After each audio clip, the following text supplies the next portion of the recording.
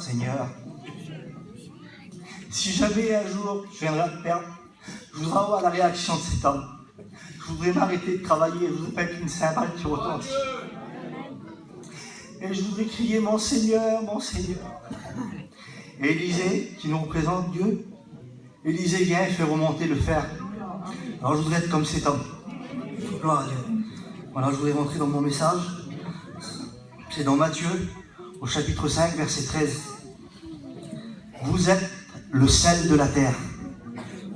Je vais vous le redire encore une fois pour bien vous comprendre. Vous êtes le sel de la terre. Il vous concerne à tous ce texte. On est le sel de la terre. Les premières, les deuxièmes années, les troisièmes années, je sais qu'il y a des copains qui sont venus de troisième année, même pour les anciens qui sont là, on est le sel de la terre. Et quand je lisais ce passage, je me voyais transporter du sel. Je me voyais transporter du sel, je me voyais des petits sacs de sel, et on déposait un peu partout. Vous savez comment on se promène un petit peu à droite de gauche, je me voyais semer du sel. Et il y a un verset dans la Bible, c'est dans Marc 9, 51, il dit « Ayez du sel sur vous-même ». Et moi, je me voyais transporter du sel, et à chaque vide que je faisais, je déposais des petites graines de sel. Et vous savez, les graines de sel, ça nous représente la saveur, le goût. C'est ce qu'on doit faire, nous les étudiants. On doit donner du goût, on doit donner de la saveur à ceux qui ne connaissent pas le Seigneur. Et il y a un autre verset aussi dans Colossiens 4, verset 6, qui nous dit que votre parole soit toujours accompagnée de grâce et de saveur, et de sel surtout. Vous avez bien compris que mon message ce soir, c'est sur le sel. Et ce message est vraiment simple, Seigneur, je ne suis pas compliqué, vraiment pas.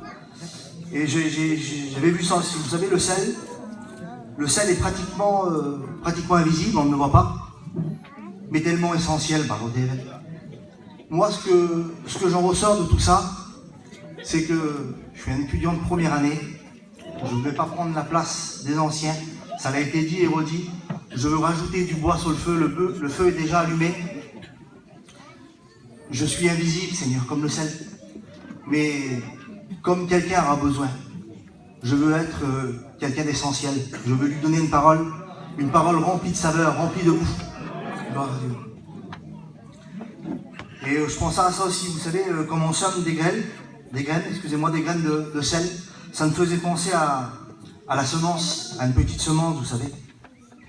Ça, c'est le cours à Balo qui nous dit ça, la semence. Nous, des fois, on veut voir le résultat directement, mais c'est Dieu. Lui, c'est Dieu qui arrose la semence. Et j'avais retenu ça dans le cours à Balo, ça m'avait vraiment touché, vraiment béni, Seigneur. Nous, des fois, on se complique dans nos messages, les frères.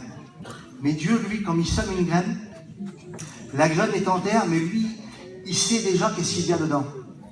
Dans la graine, il y a déjà l'odeur de la fleur, il y a déjà la couleur de la fleur, il y a déjà aussi le type de la fleur.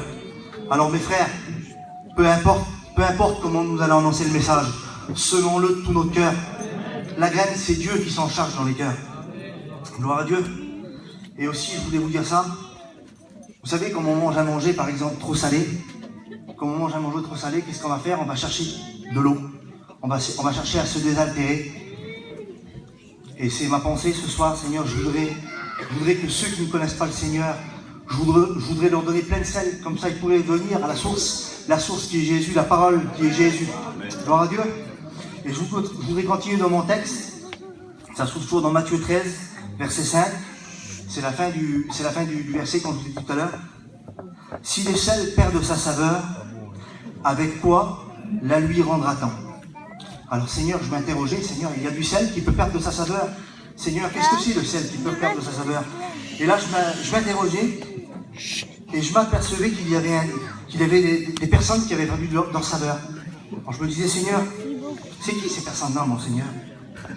Et cela me faisait penser à un type de personne.